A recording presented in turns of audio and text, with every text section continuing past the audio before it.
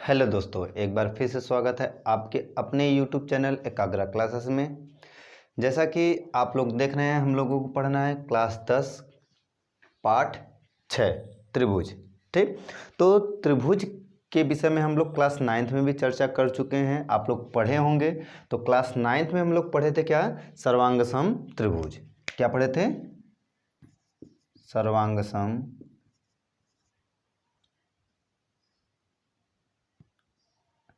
सम त्रिभुज। ठीक, और यहाँ पर हम लोगों को क्लास 10 में क्या पढ़ना है? समरूप त्रिभुज। क्या पढ़ना है?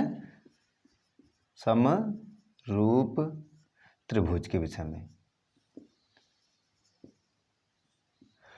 ठीक, तो पहली बात तो हम लोग क्लास 9th में पढ़ चुके हैं सर्वांगसम त्रिभुज क्या होता है। तो त्रिभुज के विषय में अर्थात हम लोग जानते हैं कि त्रिभुज क्या होता है, त्रिभुज किस प्रकार बनाया जाता है, कितने प्रकार का होता है। ठीक, ये सब हम लोग जानते हैं। यहाँ पर बात क्या करेंगे? सर्वांगसम त्रिभुज तो जान चुके हैं, समरूप त्रिभुज की। ठीक, लेकिन बात ये आती है सर्वांगसम और समरूप क्या अलग अलग नाम है कि एक ही नाम है? तो पहले हम सर्वांगसम त्रिभुज को हटाकर क्या कर लें, इसकी जगह सर्वांगसम आकृति। क्या होता है? सर्वांगसम आकृतियां और समरूप आकृतियां की बात कर लेते हैं। आकृतियां। ठीक, इससे क्या फायदा होगा कि हम ये पहचान पाएंगे कि सर्वांगसम क्या होता है, कैसे सर्वांगसम, किस प्रकार की आकृति सर्वांगसम होती है, किस प्रकार की आकृति समरूप होती है। ठीक, चलिए दो तीन आकृति बनाते हैं, फिगर ले लेते हैं। एक बना लेते हैं ये आयत। ठीक, और इसी में ले लेते हैं ये भी आकृति है और ये भी आकृति है। और एक फिगर ले लेते हैं,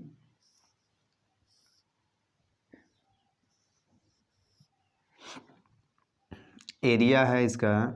एरिया मान लेते हैं कि 2 वर्ग 1 वर्ग इकाई, 1 वर्ग इकाई है।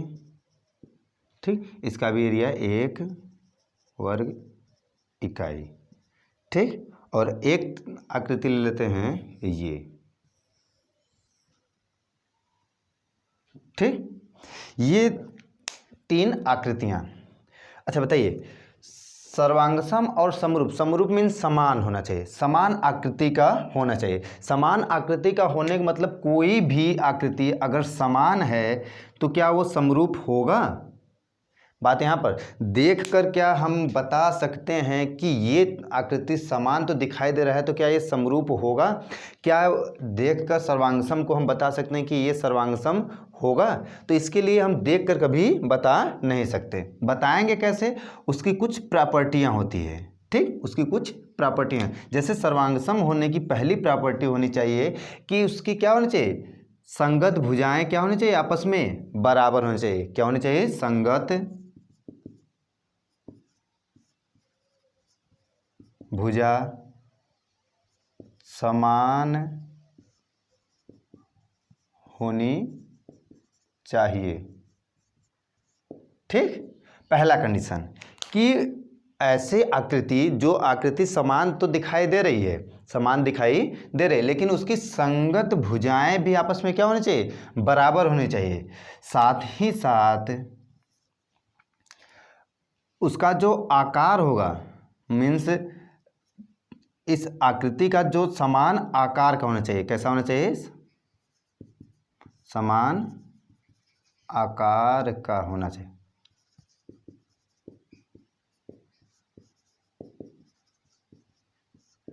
ठीक, दोनों में देखिए, दोनों क्या कर रहा है? पहले अगर हम सर्वांगसम की बात करें, सर्वांगसम ये इन तीनों फिगर को चेक करें तो क्या ये इसमें से कौन सा सर्वांगसम होगा? आप पढ़ चुके हैं, लेकिन यहाँ पर हम सर्वांगसम आकृति की बात करें। हम पढ़े हैं क्या? सर्वांगसम त्रिभुज, लेकिन यहाँ क्या बात हो रही है? सर्वांगसम आकृति की। तो क्या अगर ये देखिए, पहले ये क्या है? वृत्त है। ये क्या है? वृत्त है। और ये क्या है? आयत है। तो क्या ये समान संगत भुजाएं, समान आकार, क्या ये समान आकार का है? समान आकार ही नहीं है, तो ये सर्वांग सम नहीं होगा। ठीक, अब संगत भुजा चेक करने की जरूरत ही नहीं, पहले आकार को चेक करें। आकार ही हमारा क्या है? समान नहीं है। जब समान आकार का नहीं है तो क्या है ये? इसकी यही लागू नहीं हो रहा है। अगर समान आकार की नहीं हुई और इसका जो मापांक होना चाहिए, इसका जो मापांक मीन्स बात करें इसकी एरिया की, तो इसका एरिया भी अगर समान होता, ठीक, साथ ही साथ समान एरिया होनी चाहिए। इसी संगत में क्या होना चाहिए?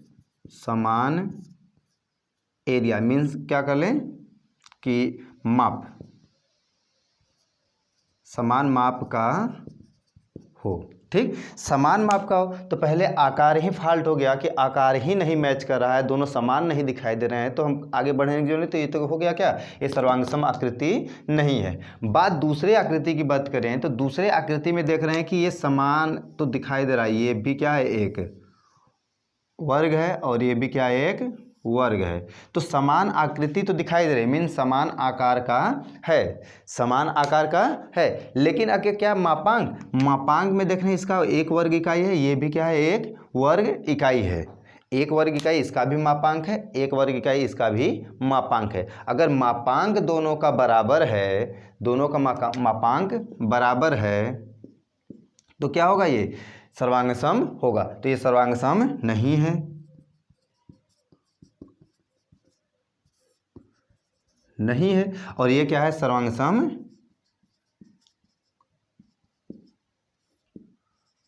है। ठीक, सर्वांग सम है।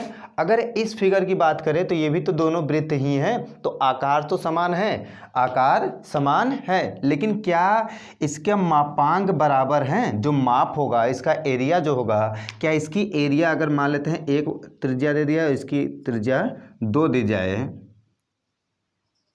2 दी जाए, तो क्या दोनों का मापांक समान होगा? तो मापांक समान नहीं होगा, मीन्स इस दोनों का एरिया समान नहीं होगा। जब एरिया समान नहीं हो गया तो ये वाला लागू कर पाएगा कि समान माप का होना चाहिए, तो समान माप का नहीं है, तो ये भी क्या है? सर्वांग सम नहीं है।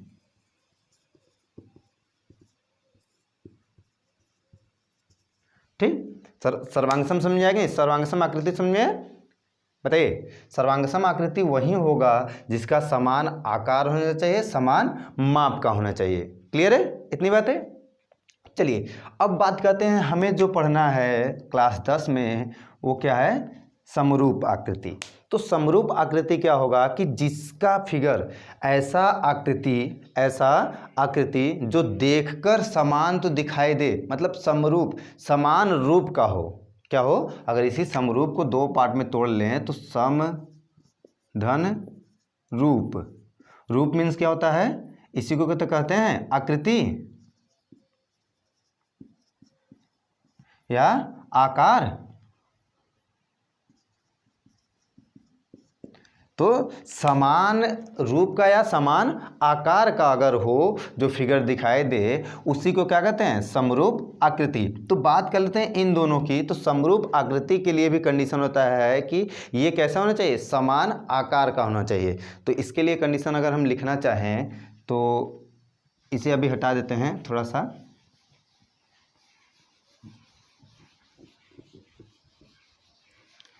तो क्या हो जाएगा कि पहला इसमें भी कंडीशन हो जाएगा कि समान आकार का होना चाहिए। कैसा होना चाहिए? समान आकार का हो। और दूसरा क्या कंडीशन होना चाहिए कि दूसरा समान साइज हो,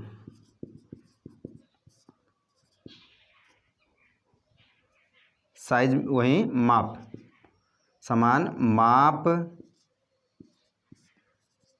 हो या न हो, मीन्स हो या न हो, इसका कोई परंतु क्या होना चाहिए? आकार समान होना चाहिए। ठीक है,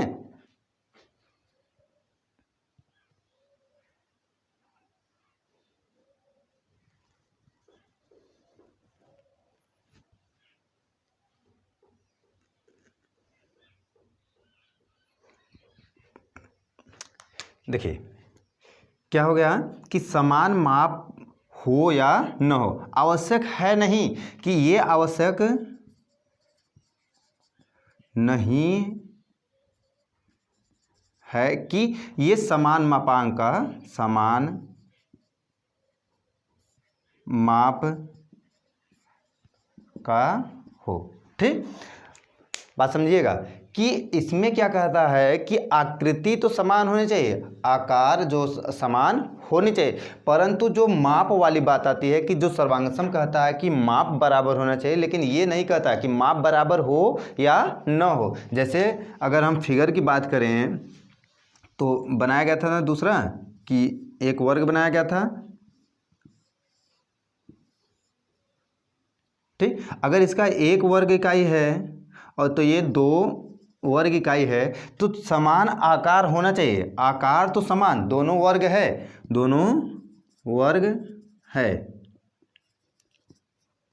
ठीक, दोनों वर्ग है, वर्ग तो है लेकिन क्या है, समान आकार तो है लेकिन समान साइज नहीं है, इसकी साइज अलग है, इसकी साइज एक वर्ग का है, साइज क्या है, एक वर्ग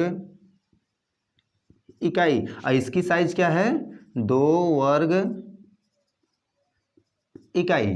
ठीक, तो साइज समान नहीं है, तो ये क्या है कि ये सर्वांगसम नहीं हो सकता लेकिन समरूप हो सकता है। ठीक है, बात समझिएगा, बात समझिए।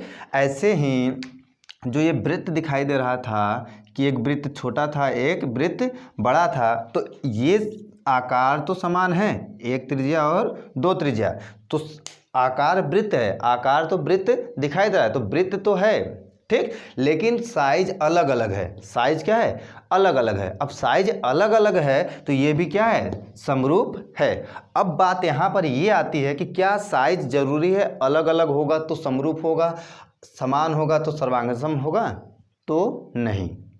समझिए कि सर्वांगसम कहता है कि समान आकृति और समान साइज का होना चाहिए, समान आकृति और समान साइज का होना चाहिए, लेकिन समरूप कहता है कि समरूप आकृति क्या होता है कि समान साइज समान आकृति तो हो, आकृति समान होनी चाहिए। ठीक, आकृति समान हो लेकिन माप जो होता है उसका साइज जो होता है वो समान हो, या परंतु समान हो या न हो, समान हो मतलब समान है तभी पर वो समरूप होगा, अगर समान नहीं भी है तभी पर क्या होगा, वो समरूप होगा। ठीक है, इतनी बातें समझ में आए तो नोट करिए।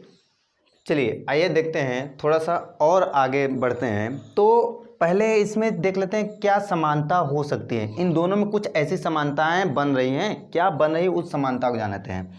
तो सर्वांगसम क्या कहता है कि सर्वांगसम कहता है कि समान आकार का होना चाहिए और समान माप का होना चाहिए, मीन्स साइज इसकी बराबर होनी चाहिए। क्या होनी चाहिए, जो साइज होने चाहिए वो भी समान होने चाहिए। साइज होने मतलब जो एरिया, इसका एरिया होगा वो क्या होना चाहिए, समान। लेकिन समरूप क्या कहता है कि समान आकार का होना चाहिए, मतलब इसके समान होना चाहिए, दोनों की समानता मिल रही है। ठीक, आगे क्या कह रहा है कि समान माप का हो, मतलब इससे मैच कर रहा है, लेकिन परंतु अलग भी हो सकता है, मतलब जो साइज होगा इन दोनों, इसमें क्या कह रहा है कि जो साइज होगा, जो साइज होगा वो समान भी हो सकता है और समान नहीं भी हो सकता है। अर्थात अगर बात करें इन दो फिगर की बात करें तो इसमें क्या कह रहा है कि ये देख रहे हैं कि ये 4 वर्ग इकाई का है और ये भी 4 वर्ग इकाई का, जो साइज है वो समान है, दोनों का साइज क्या दिखाई दे रहा है, समान दिखाई दे रहा है, और आकृति भी समान दिखाई दे रही है। 2 वर्ग, 2 मीन्स ये वर्ग है तो वर्ग दोनों है, दोनों वर्ग है तो आकार भी समान है। ठीक, आकार भी समान है। अब बात करें इसकी तो यहाँ 2 और 2, 3 और 3, आकार दोनों का समान है, देखकर आकार समान है, लेकिन साइज क्या है, दोनों का अलग अलग है। तो साइज अलग अलग हो गया तो ये तो यहाँ क्या हुआ, ये सर्वांगसम, सर्वांगसम तथा समरूप दोनों हुआ, ये सर्वांगसम है और समरूप दोनों हो गया। लेकिन यहाँ पर क्या हुआ, यहाँ पर क्या दिखाई दे रहा है, ये सर्वांगसम नहीं है, नहीं है। लेकिन क्या समरूप क्या कहता है, साइज चाहे समान हो या न हो तो समरूप तो होगा, तो ये समरूप है। ठीक, तो बात समझाए कि नहीं। अब यहाँ पर एक बात ये निकल कर आती है कि प्रत्येक सर्वांगसम आकृति, प्रत्येक सर्वांगसम आकृति समरूप हो सकता है। इसे लिखना चाहे तो लिख दें कि प्रत्येक सर्वांगसम आकृति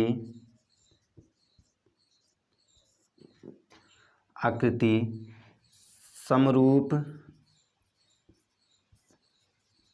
हो सकती है, परंतु प्रत्येक समरूप आकृति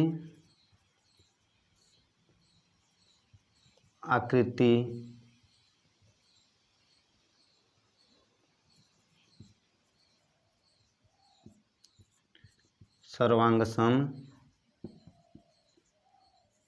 नहीं होगी।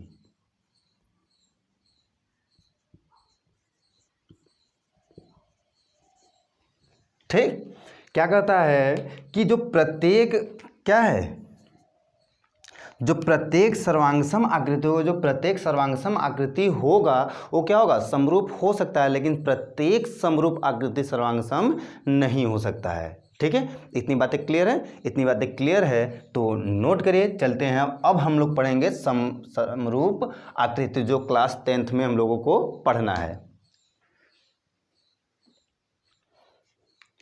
चलिए आइए बात करते हैं समरूप आकृति। ठीक, जो क्लास 10th में हम लोगों को पढ़ना है समरूप आकृति। तो समरूप आकृतियाँ क्या होती हैं, तो समरूप आकृतियाँ कहते हैं कि समान आकार हो, परंतु ये आवश्यक नहीं है कि समान माप का हो। ठीक, ये कहता है कि जो भी आकृति आपके पास हो वो समान आकार का तो हो, परंतु ये आवश्यक नहीं है कि उसका माप भी समान होना चाहिए। मीन समान हो और समान न हो, उन दोनों को भी हम क्या कर सकते हैं, समरूप आकृति कहते हैं। तो यहाँ पर ये बात आती है कि जो कोई दो रेखाखंड है, कोई दो रेखाखंड है हो समरूप हो सकता है, कोई दो रेखा खंड समरूप हो सकता है। ठीक, दूसरा क्या है कि कोई दो आयत, दो चतुर्भुज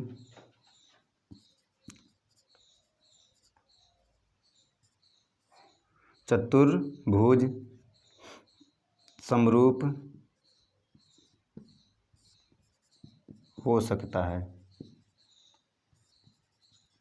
ठीक, कोई दो त्रिभुज समरूप हो सकता है, समरूप हो सकता है। ये सब क्या है कि जितने भी आपको आकृति दिखाई देते हैं, या वो क्या हो, रेखा हो, चाहे चतुर्भुज हो, चाहे त्रिभुज हो, या हेक्सागन हो, या पेंटागन हो, कुछ भी हो, वो समरूप हो सकता है। बस क्या कंडीशन उसका फॉलो करना चाहिए, यही कंडीशन फॉलो करना चाहिए कि क्या होना चाहिए, उसकी समान आकार होना चाहिए, परंतु यह आवश्यक न हो उसका समान आकार हो, साइज बराबर हो या न हो। ठीक है, तो जितने भी आप अभी तक आकृति जानते हैं, रेखा जानते हैं, चतुर्भुज जानते हैं, त्रिभुज जानते हैं, पेंटागन जानते हैं, हेक्सागन जानते हैं, जो जितने भी आकृति आप जानते हैं वो सब क्या होते हैं, समरूप हो सकता है। ठीक। अब समरूप होने के क्या कंडीशन होते हैं, समरूप अगर है तो हम क्या कह सकते हैं, जनरल तरीका जानते हैं कि क्या हो सकता है। तो नोट करिए इतनी बातें। ये बात करते हैं कि समरूप आकृति होगा तो बहुभुज होगा, बहुभुज होगा तो बहुभुज कई होंगे, तो बहुभुज में वो बहुभुज समरूप होता है यदि क्या है कि दो कंडीशन फुलफिल होना चाहिए। पहला कंडीशन कि संगत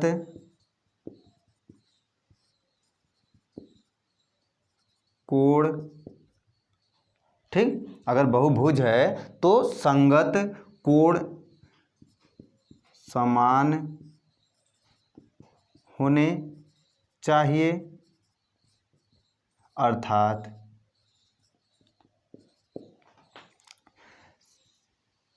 संगत समान कोणिक होनी चाहिए, समान कोणिक होना चाहिए।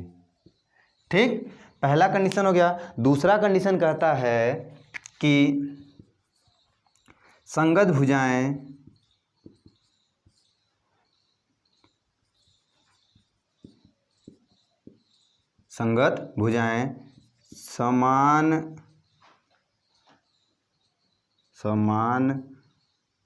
समानुपातिक होनी चाहिए। ठीक, अब ये दो कंडीशन क्या कह रहा है कि जो भी बहुभुज होगा उसके क्या होने चाहिए। जैसे अगर बहुभुज की बात करें तो एक ले लेते हैं वर्ग या आयत, ठीक, और दूसरा ले लेते हैं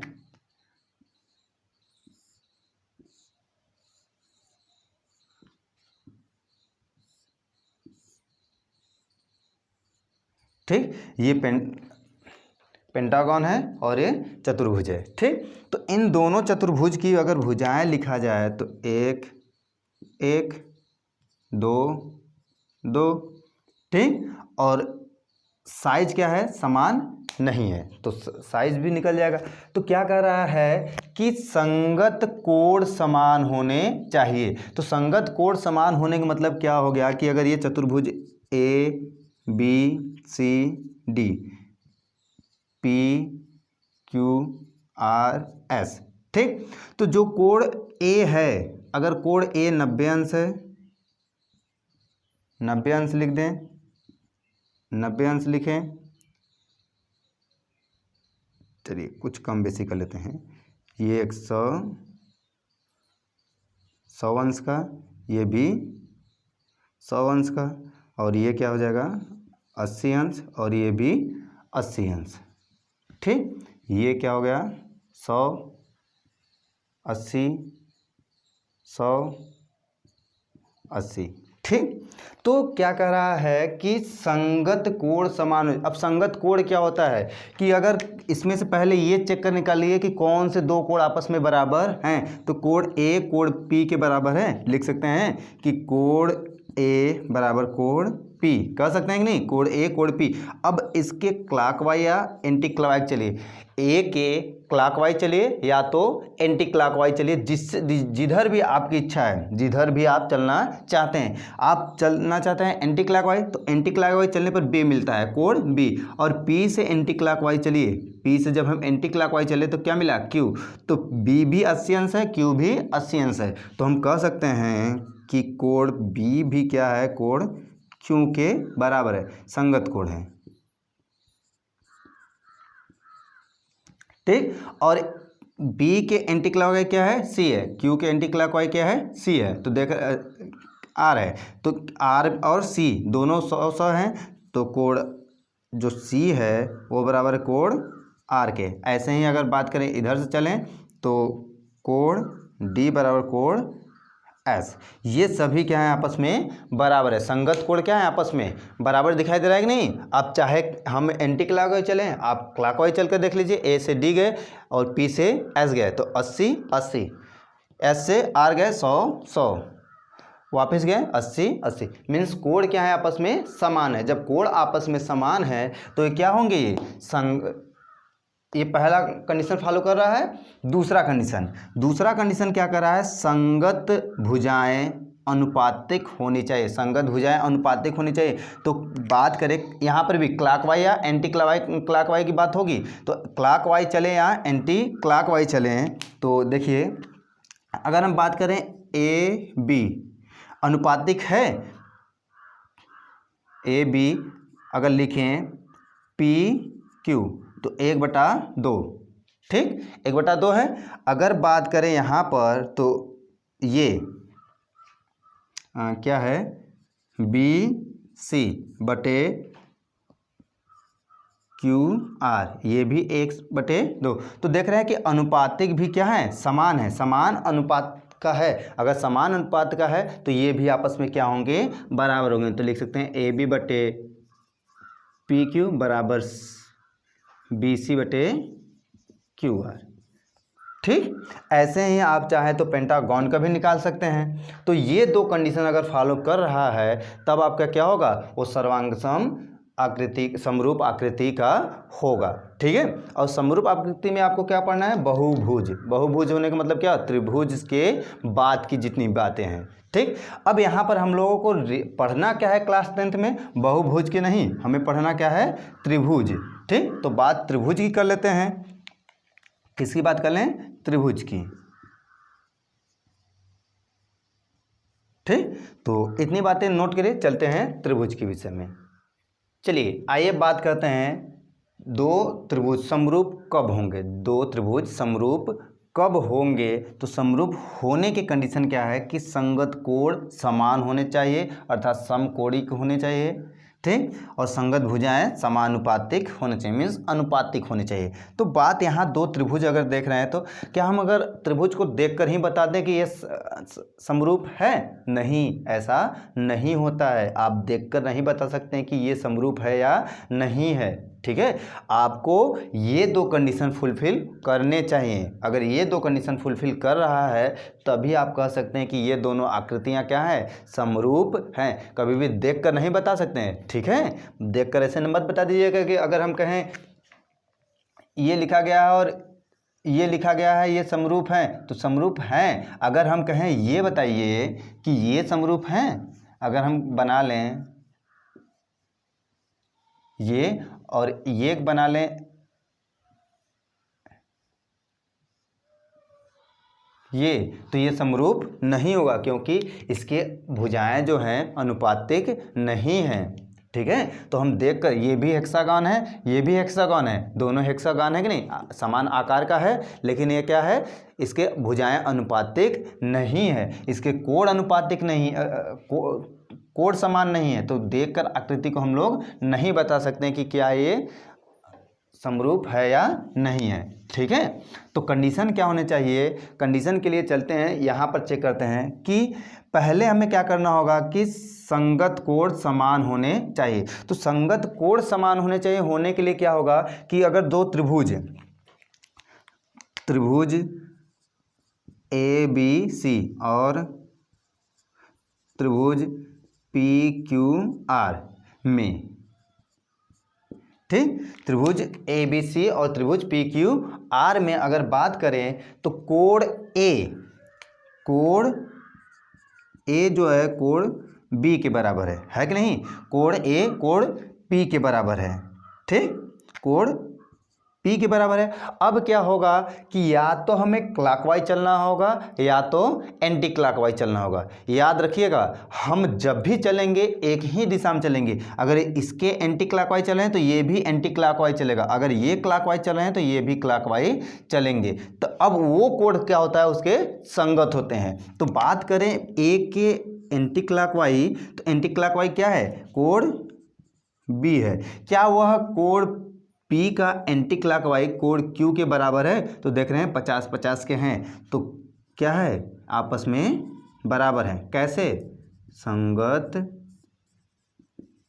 कोण से, ठीक, ये संगत कोण से आपस में क्या है, बराबर हैं, ठीक। अब आगे बात करें कि B के अगर एंटी क्लॉकवाइज चले और Q के एंटी क्लॉकवाइज चले, तो देख रहे हैं कि कोण बी के एंटी क्लॉकवाइज क्या है 70 है और यहाँ क्या है कोण 70 है, मतलब कोण सी बराबर कोण आर संगत से है, संगत कोण आपस में बराबर है। अर्थात यह कह सकते हैं कि ये और ये इसके क्या है पहले कंडीशन को तो फुलफिल कर लिया। ठीक, अगर फुलफिल कर रहा है तो संगत भुजाएं समानुपातिक होनी चाहिए। तो दूसरा, ये तो पहला कंडीशन फॉलो किया, पहला कंडीशन। अब दूसरा कंडीशन चेक करें तो दूसरे कंडीशन में भी वही काम होता है कि अगर ए बी सी दिया गया है, अगर ए बी आ गए, ए बी भुजा लिए तो उसके जस्ट क्लॉकवाइज या एंटी क्लॉकवाइज बात करेंगे। ठीक है, क्लॉकवाइज या एंटी क्लॉकवाइज की बात करेंगे। अगर हम कहें कि ए बी अनुपातिक है पी क्यू के, तो ये बराबर होगा 1:2 के, होगा कि नहीं, 1:2 के। अगर बात करें इसके एंटी क्लॉकवाइज ही तो बी सी संबंधी किसके होगा क्यू आर के, ये 2:4 के है, 4 के है कि नहीं।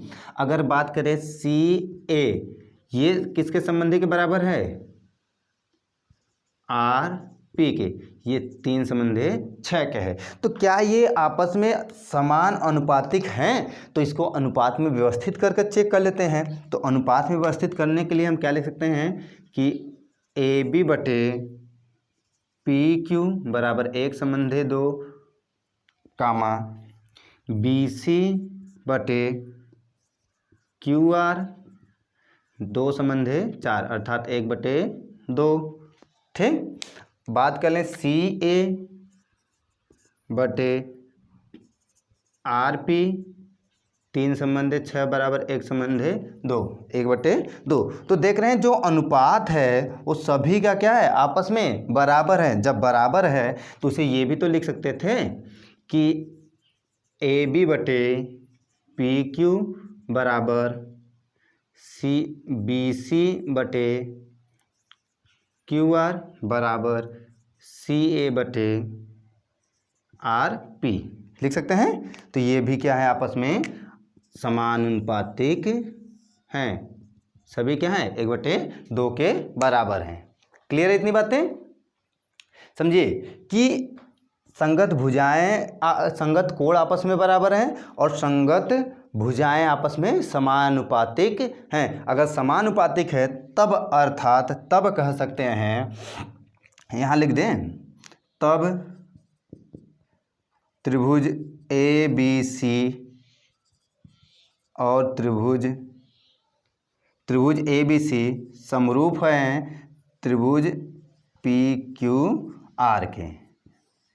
ठीक, तभी हम कह सकते हैं कि ये दोनों त्रिभुज आपस में क्या है समरूप हैं। तो समरूप होने के कंडीशन समझ में आया कि नहीं? समरूप त्रिभुज होने के कंडीशन क्या है कि संगत कोण आपस में बराबर दिखाई देना चाहिए। और संगत कोण कैसे होने चाहिए?